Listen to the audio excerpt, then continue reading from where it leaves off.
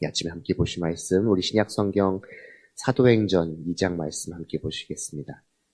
사도행전 2장 말씀 42절부터 마지막 47절 말씀까지입니다. 사도행전 2장 42절부터 47절 말씀까지 제가 가진 성경, 신약성경 190쪽에 있습니다.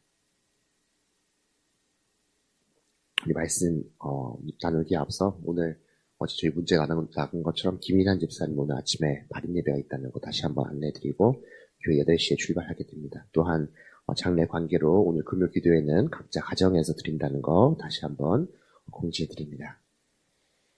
함께 말씀 우리 사도행전 2장 42절부터 47절 말씀까지 한 절씩 교독하면서 하나님 앞에 모독합니다. 그들이 사도의 가르침을 받아 서로 교제하고 떡을 떼며 오로지 기도하기를 힘쓰니라. 사람마다 두려워하는데 사도들로 말미암아 기사와 표적이 많이 나타나니 믿는 사람이 다 함께 있어 모든 물건을 서로 통용하고 또 재산과 소유를 팔아 각 사람의 필요를 따라 나누어주며 날마다 마음을 같이하여 성전에 모이기를 힘쓰고 집에서 떡을 떼며 기쁨과 순전한 마음으로 음식을 먹고 하나님을 찬미하며 또 온 백성에게 칭송을 받으니 주께서 구원받는 사람을 더하게 하시니라. 아멘. 네, 오늘 아침에 함께 하실 우리 모두에게 하나님의 은혜와 또 평강이 있기를 간절히 소망합니다. 우리가 교회 믿음의 공동체를 이야기할 때 때로는 그런 이야기들을 하는 것 같아요. 우리가 정말 초대교회만 같아라. 초대교회로 돌아가자는 그런 움직임과 또 운동을 가질 때가 있고 또 그렇게 해야만 또 교회가 살아난다라고 말하는 분들도 있죠.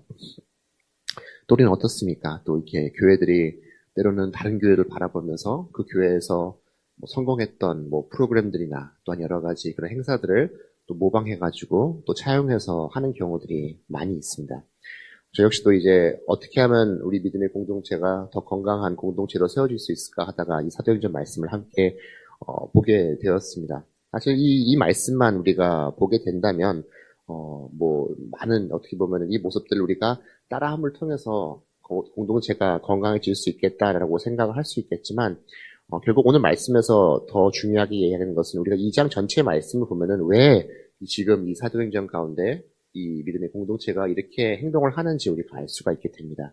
오늘 읽진 않았지만 이 2장의 말씀을 보게 되면은 결국은 사람들이 성령을 받게 되면서 성령 강림이 2장 말씀에서부터 시작이 됩니다. 그리고 베드로는 이것을 통해서 많은 사람들에게 말씀을 전하고 또 말씀을 듣는 사람들이 어떻게 합니까?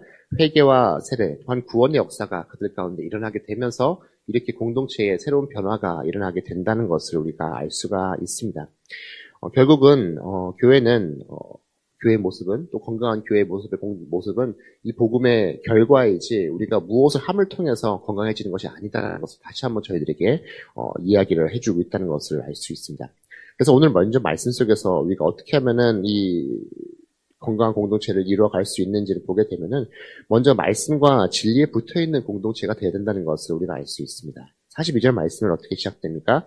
그들의 사도들의 가르침을 받아라고 이야기를 하고 있습니다. 아무런 어떻게 보면 목적 없이 또한 지침 없이 움직이는 것이 아니라 이 사도의 가르침을 받아 나아가고 있다는 것을 우리가 알 수 있습니다. 사도들이 그들에게 가르쳤던 것이 무엇이겠습니까? 엄청 교과서를 가지고 한 것이 아니라 이 말씀을 가지고 하나님의 말씀을 가지고 예수님께서 우리를 위해서 돌아가시고 또한 부활하셨다는 이 주님 말씀을 가지고 이들에게 복음을 전했다는 것을 우리가 알 수 있다는 것이죠. 결국 이 믿음의 공동체는 어디로 기초로 세워지는 겁니까? 결국 이 말씀에 복음의 기초로 세워지는 것이 바로 믿음의 공동체다라는 것을 우리가 알 수 있는 것이죠. 우리 역시도 예수 그리스도의 십자가 또한 부활을 믿기에 교회에 나오는 것이며 또한 예배를 드리는 것이고 또한 그것을 중심으로 우리의 신앙이 또 세워져 간다는 것을 우리가 알 수 있다는 것이죠. 결국 앞서 말씀드린 것처럼 교회가 정말 건강히 세워지기 위해서는 많은 행사나 또 많은 프로그램들을 우리가 가질 수 있겠지만 더 중요한 것은 정말 우리가 주님 앞에 나아갈 때 말씀 앞에 온전히 세워져 있냐라는 이 질문을 먼저 하며 나아가야 한다는 것을 우리가 다시 한번 기억해야 한다는 것이죠. 그래서 우리 각자의 신앙도 마찬가지인 것이죠. 내가 기분이 좋고 또 컨디션이 좋다고 신앙이 좋은 것이 아니라 정말 날마다 이 말씀이 나의 삶의 중심이 되어서 또 나를 붙잡고 또 이 말씀이 중심이 되었을 때 우리가 정말 건강하게 또한 이 신앙의 길을 걸어갈 수 있다는 것을 우리가 알 수 있다는 것이죠. 다시 한번 날마다 주님의 그 말씀을 사모하고 또 말씀이 나의 삶의 중심이 되는 복된 삶을 살아가는 우리 모두 될 수 있기를 간절히 소망합니다. 또 이 믿음의 공동체가 그 속에서 정말 건강히 세워지기 위해서는 관계 속에서 그 공동체가 세워져 나간다라는 것을 우리가 알 수 있습니다. 오늘 말씀에서도 서로 교제하고라는 단어가 등장하게 되면서 이야기하고 있는 것을 우리가 볼 수 있어요. 우리도 역시 연말이 되면 어떻습니까? 많은 연말 모임들이 뭐 이미 사회 가운데는 많죠. 뭐 평소에 안 만났던 사람들도 오랜만에 연말이 되면 또 만나는 그런 일들도 종종 있습니다. 근데 사실 교회 안에서도 많은 이 모임들과 규제들이 있지만 이 세상의 모임들과는 조금 다르다라는 것을 우리가 알 수 있어요. 그러니까 세상의 모임들은 어쩌면은 그냥 즐기기 위해서 또한 그냥 여러 가지 그냥 친목을 하기 위한 모임들이라면 오히려 우리가 믿음의 공동체 안에서 하고 있는 이 모임들, 이 교제들은 결국은 그리스도 안에 있는 그 생명을 나누는 그 관계들 속에서 우리가 모이게 된다라는 것을 우리가 알 수 있다는 것이죠. 그래서 우리가 누군가와 정말 사이가 좋다고 해도 사실 사람 사이의 관계는 사실 언제든지 쉽게 틀어지기 마련입니다. 하지만 우리는 무엇을 기억해야 합니까? 우리들의 그 관계 속에서는 어떤 것이 늘 중심에 있는 거죠? 결국 십자가가 늘 나의 삶의 그 교제 가운데 그 중심이 되어야 된다는 것을 우리가 다시 한번 기억할 수 있기를 소망합니다.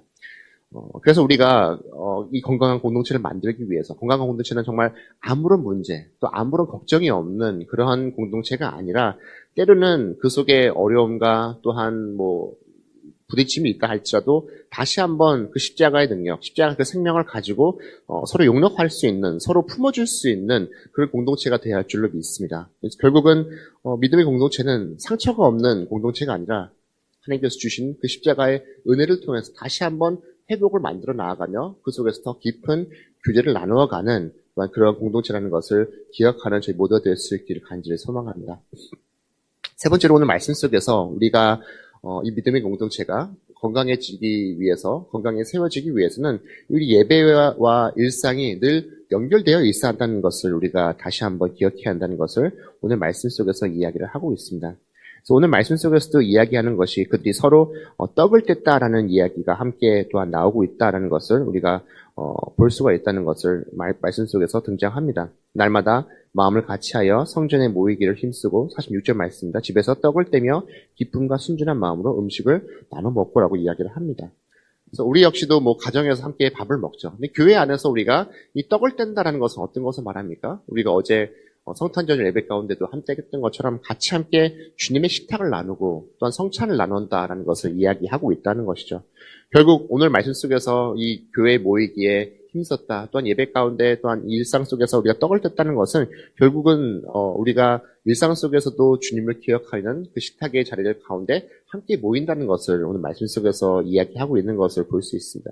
결국 우리가 드리는 이 예배의 삶과 또 일상의 삶이 결국 떨어져 있지 않고 늘 연결되어 있다는 것을 저희에게 이야기하고 있는 것이죠. 그러니까 교회 안에서의 나의 모습, 또 교회 밖에서의 나의 모습, 또 가정 안에서 나의 모습이 늘 일치되어야 한다는 것을 이야기하고 있어요. 또 거기에 그치지 않고 앞서 말씀 이 42절 말씀이 끝나는 것처럼 정말 하나님 앞에 기도하기에 힘쓰는 공동체가 되어야 한다는 것을 다시 한번 이야기를 하고 있어요. 42절 말씀에서도 이야기를 떡을 떼며라는 것이 여기서도 다시 한번 등장을 하고 있습니다. 그래서 결국 우리가 늘 주님을 붙잡고 의존해 나아가는 저희들의 믿음의 삶이 되어야 된다는 것을 이야기하고 있는 것이죠. 교회 안에서도 우리가 주님 앞에 나아갈 때 기도하는 것을 통해서 또 여러 가지 오늘 말씀 속에서 나오고 있는 이 기사와의 표적들이 그 기도의 결과다라는 것을 우리가 기억해야 한다는 것이죠. 또 우리 가정 속에서도 마찬가지죠. 때로는 고민되는 일들 또한 해결할 것들이 있다면 먼저 주님 앞에 기도하기의 힘쓰를 통해서 하나님의 그 뜻을 다시 한번 발견해 나아가며 우리를 선하게 이끄시는 주님을 만나는 그런 복된 삶을 살아가는 우리 모두 될 수 있게 소망합니다. 또 마지막으로 우리 공동체는 정말 세상에 선한 영향을 끼치는 그런 공동체가 되어야 한다는 것을 오늘 말씀을 다시 한번 보여주고 있습니다. 오늘 말씀 속에서 우리가 이 서로 뭐 재산과 소유를 팔아서 각 사람의 필요를 통해서 나누어주며 또한 44절 말씀에서 모든 물건을 서로 통용했다라고 이야기하는 것을 볼 수 있어요. 이건 우리가 뭐 그런 여러 가지 뭐 사상처럼 뭐 공산주의처럼 다 뭐 모아서 한다는 것을 이야기하는 것이 아니라 결국은 내가 소유하고 있는 것보다 내가 소유하고 가지고 있는 것보다 사람이 먼저다라는 것을 저희들에게 이야기를 하고 있어요. 그래서 우리가 때로는 삶을 살아가면서 뭐 많은 것을 챙기고 싶은 마음이 우리에게 있지만 결국은 우리가 정말 하나님의 그 성령의 함께 하심을 통해서 하나님의 은혜를 받고 살아간다는 그 삶은 어떻게 내 주변에 있는 사람들을 함께 돌아볼 수 있는 넉넉한 마음이 나에게 생긴다는 것을 또한 보여주고 있어요. 또는 오늘 말씀 속에서도 온 백성에게 칭송을 받았다라고 이야기를 합니다. 그래서 우리 역시도 때로는 이 믿음의 공동체를 뭐 건강히 만들기 위해서 뭐 사람을 부를 수도 있고 또 이 자리를 누군가를 통해서 채울 수도 있겠지만 결국 그 모든 것에 앞서 우리는 정말 세상 속에서 칭송받는 삶을 먼저 살아야 한다는 것을 이야기를 하고 있어요. 그러니까 세상 사람들이 믿음의 사람들을 바라봤을 때 정말 어찌 본다면 참 모범적인 삶을 살고 있다. 정말 칭찬받을 만한 삶을 살고 있다라는 그런 이야기를 들을 때 오늘 말씀의 마지막에 어떻게 됩니까? 주께서 구원받는 사람들을 날마다 더하시게 되었다는 것을 오늘 말씀에서 이야기를 하고 있어요. 그래서 우리가 정말 물론 우리가 세상 속에 나아가서 주님의 그 사명을 감당하고 세상 가운데 복음을 전하고 또한 그 사명을 감당해야 하는 모습들도 우리에게는 분명히 있어야 하지만 오늘 말씀 속에서 정말 우리가 하나님의 은혜를 받고 또한 그 은혜 받은 그 삶을 온전히 살아가며 세상 속에서 칭찬받는 그 삶을 살아갈 때 그 모습을 바라보면서 또 어떡합니까? 사람들의 마음이 또한 움직여지고 하나님께서 그 믿음의 공동체 안에 건강한 그 믿음의 공동체 안에 믿음의 사람들, 구원받은 사람들은 날마다 더하시게 된다는 것을 오늘 말씀을 통해서 다시 한번 저희들에게 보여주고 있습니다.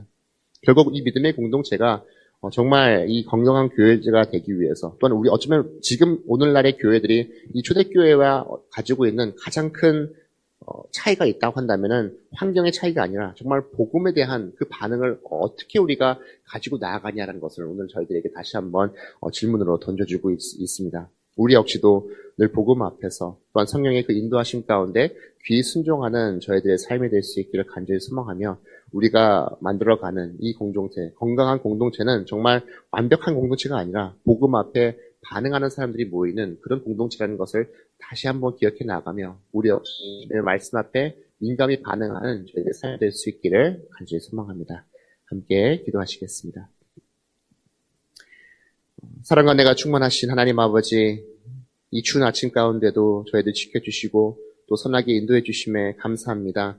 하나님 아버지, 오늘도 다시 한번 말씀 앞에 나아가며 우리가 어떻게 하면 또 믿음의 공동체를 건강히 세워 나아갈 수 있을지 다시 한번 돌아보게 하심에 감사합니다. 하나님, 우리는 늘 부족하고 연약합니다. 우리와 함께 하시는 그 성령님의 능력을 다시 한번 붙잡고 나아가는 저희가 될 수 있게 도와주시옵고 성령님의 함께 하심을 통해서 날마다 주님 안에서 건강한 신앙 가운데 걸어가는 저희가 될 수 있게 도와주시옵소서. 늘 말씀을 사모하는 저희들의 삶이 될 수 있게 도와주시옵고 늘 우리들의 삶의 중심에 또 신앙의 중심에 말씀이 자리할 수 있게 도와주시옵고 또한 예수님의 십자가를 붙잡고 나아가는 저희들의 삶이 될 수 있게 도와주시옵소서. 언제나 저희들의 이 공동체 안에 주님의 그 사랑이 차고 넘칠 수 있게 도와주셔서 서로를 바라볼 때 사랑의 눈으로 바라볼 수 있게 도와주시옵고 또 혹 그 관계 속에서 깨어짐과 또한 어려움이 있다 할지라도 다시 한번 서로를 품고 용납하는 넉넉한 마음 우리에게 있게 도와주시옵소서. 하나님 아버지, 늘 주님의 그 말씀을 사모하는 삶을 통해서 세상 가운데 칭송받는 저희들의 믿음의 공동체, 이 김포한식 교회가 되기를 간절히 소망합니다. 늘 주님께서 보시기에 부끄러움 없는 저희들의 모습이 될 수 있게 도와주시옵고 또 그 모습을 통해서 날마다 주님을 믿는 귀한 영혼들이 날마다 더해지는 복된 모습들을 저희들의 삶 가운데 있게 주님 함께하여 주시옵소서. 남은 한 해의 삶을 살아갈 때에도 주님의 말씀을 붙잡고 나아가는 저희들의 삶이 될 수 있게 도와주시옵고 그 말씀을 붙잡고 나아감을 통해서 더욱더 주님을 알아가고 건강히 주님을 닮아가는 저희들 될 수 있도록 함께하여 주옵소서.